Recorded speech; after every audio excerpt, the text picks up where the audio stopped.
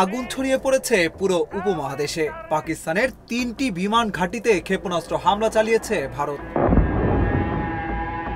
BBC, Reuters এবং Al Jazeera সহ আন্তর্জাতিক সংবাদ মাধ্যমগুলোর খবর অনুযায়ী রাওয়ালপিন্ডির নূর খান, মুরিদ এবং শোকট বিমান ঘাঁটিতে একাধিক ক্ষেপণাস্ত্র হামলা চালিয়েছে ভারত। পাকিস্তানের সামরিক বাহিনীর মুখপাত্র জানিয়েছেন, হামলায় ক্ষেপণাস্ত্র ব্যবহার হলেও সব ঘাঁটি নিরাপদ আছে। তার ভাষায়, দিল্লি যা শুরু করেছে ইসলামাবাদ তা শেষ করবে।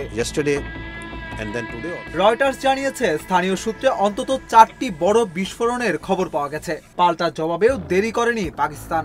তাদের সেনাবাহিনীর জনসংযোগ বিভাগ ঘোষণা করেছে, ভারতের বিরুদ্ধে তারা শুরু করেছে অপারেশন বেনিয়ান মার্সাস। এর আগে জম্মু কাশ্মীর সহ ভারতের কয়েকটি এলাকায় ড্রোন হামলা চালায় পাকিস্তান। এই উত্তেজনার সূত্রপাত হয় গত 22 এপ্রিল। ভারত শাসিত কাশ্মীরে এক বন্দুক হামলায় প্রাণ হারান 26 জন। নয়াদিল্লি এর দায় ইসলামাবাদের ওপর চাপায়, তবে পাকিস্তান তা অস্বীকার করে নিরপেক্ষ তদন্তের দাবি জানায়।